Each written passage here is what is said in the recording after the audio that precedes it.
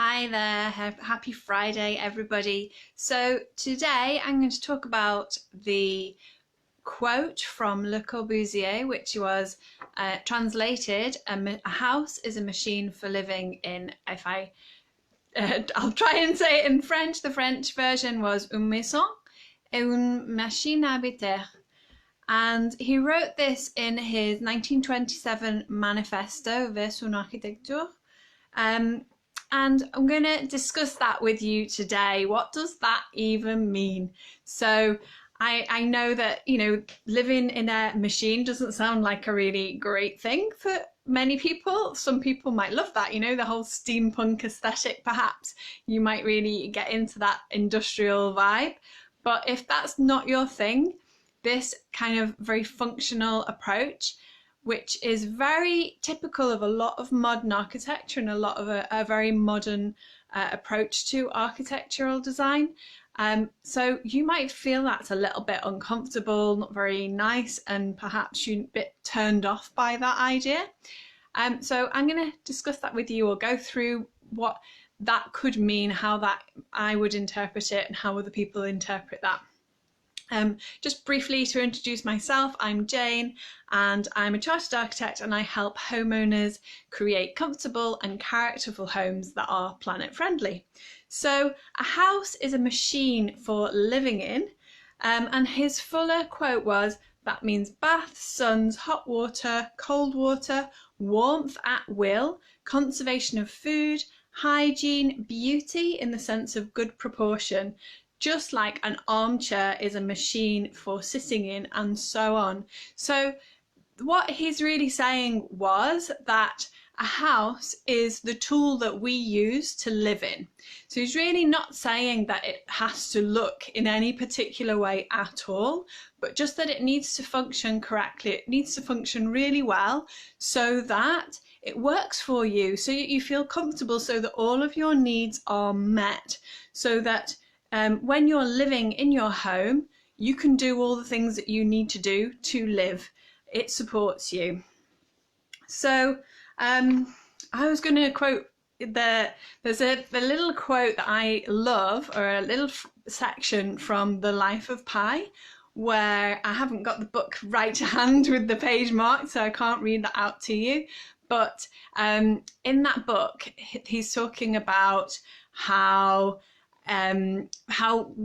when you're designing a zoo, The Life of Pi is starts off all about a zoo, and how animals and creatures, they have their territories, and how when you're designing a zoo enclosure for an animal, you have to take into account the particular characteristics and lifestyle, or the nature of that animal.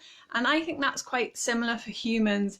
And so what the thought was behind how, sorry, I don't know what that comment is about, but hi Karen, lovely to see you.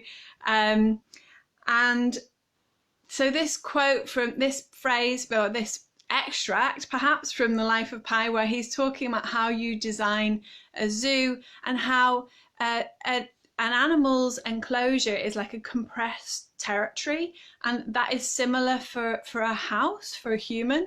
So you've got your your watering hole, and you've got your fields, and you've got the safe cave where you can sleep securely, and all of that is which would normally naturally be spread out amongst a much bigger area. That's all compressed into a smaller space, which is your home. And Corbusier's really, his phrase, this house is a machine for living in, is kind of a similar concept to that extract from Life of Pi, where and he's saying that if you have this really efficient house machine that you live in, then your life is going to be more productive, and you're going to feel more comfortable, because all of your needs are going to be much better met. So basically, and aesthetically, from a modernist sort of aesthetic point of view, was that you don't have lots of superfluous decoration and all of that sort of not really necessary, or not not of primary importance. Of course, you can add that stuff if you want, but the primary thing is that the house should have everything that you need to live in it comfortably and productively. And then in his idea is that you should then have nothing more. Now, I'm not a cushions and curtains person. That, you know, as a designer, I do have cushions and curtains in my house, but I don't design interiors, cushions and curtains, and most architects don't. So all of that stuff from an architect's point of view is kind of extra stuff that you can add in as you like. You can personalize your space. That's for you to do. That's part of, I consider that to be part of the function of architecture, is that we create space that you can then inhabit in the way that you want, and you can put your mark on it. And your mark could come in the form of cushions and curtains. It doesn't have to, but it can do. And so what the functions are of a home are things like that. You know, you can start to look at, well, what's the efficiency of your home? You know, what's the best size, what's the best layout, what's the best shape for your kitchen, your bedroom, your bathroom, your living room, all different rooms, to make them most comfortable, most easy to use. And then you can look at the function of your home in terms of the comfort that you're experiencing within that. You know, what's the lighting levels? You need light to be able to see. There are all sorts of calculations in terms of what light levels you need to be able to do certain tasks, to move around, all to do with how your eye perceives objects and how much light it needs to perceive those objects.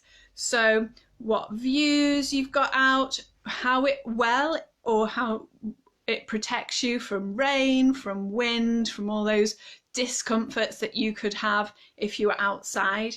And then emotionally, you know, how does that your home give you happiness, satisfaction, delight?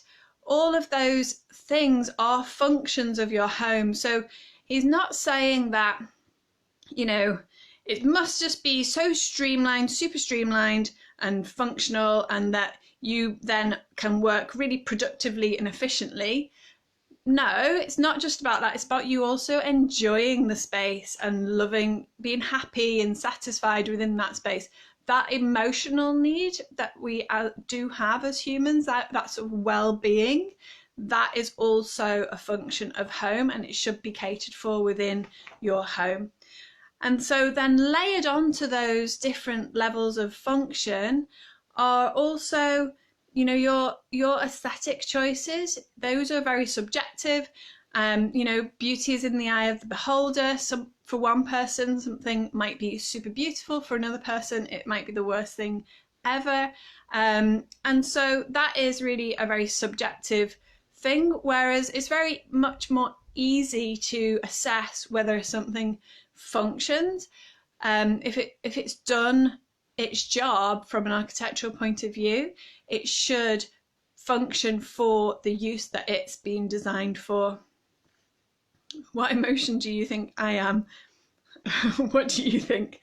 I'm not really talking about emotions in terms of me personally. I'm talking about emotions in terms of how a building makes you feel. So how do you feel, and how do you want to feel? So when I'm looking at designing, I want to know, you know, what function does your home need to have for you? What is it that you want to do in there? How do you want to feel? How comfortable? What level of comfort do you need? Do you want to have a static 21 degrees, or are you happy at 16 degrees and put a jumper on? Or are you happy if it's in the summer and it's a hot place? You know, maybe it's 28 degrees inside and you're comfortable with that, as long as you've got some cross ventilation and all these other things. So there is lots of different layers to function, and well-being is part of it. Beauty is much more subjective and not as easy to assess, and it's really very personal. So another architect, Mies van der Rohe, he said form follows function. So that's really, in a nutshell, kind of boiling it right down to how you then get the aesthetics. But so from that point of view, you're designing it first to work for its intended use, and that design that is functional, that meets the functional requirements, generates the shape of the space and the shape of the building, the positions of the doors, positions of the windows, and all of that. So, and then from that, then you start to layer on your aesthetic choices. You know, what materials are you using? What color are you using? If you're using moldings, profiles, different shaped profiles, you know, you want all your fittings to have a rounded, curved edge. Maybe you want them all to be very sharp and geometric. Those are much more aesthetic. There are some functional elements that might influence some of those decisions as well, but that's where, you know, it's a balance. And the end is a balance between aesthetics and function. But really, if you want a good piece of architecture, a good home that really works for you, and you need to really look at what function you need, how you need it to function, and then you can make it more beautiful afterwards. I've said before that it's a bit like making a cake. So there's no point having a cake that tastes disgusting but looks beautiful. You know, all that icing sugar and the cherries on the top are not going to make a cake that tastes disgusting any better. But if you can make a cake that is just so amazing, that just makes you feel so good when you eat it, then it doesn't really matter what it looks like, but then it's easier to add on you know, stuff that makes it look beautiful, and then you've got a really fantastic cake if it tastes amazing and looks amazing. And that's really what I think we should all be trying to achieve with any building work that we're doing at all. It should, first of all, it should really function exactly as you need it to function, so that you can live in that space in the most comfortable and easy way possible. And then as well, you should love the space. It should really delight you, make you feel happy, and it should have all of that within that package of a building. It's not just how it looks.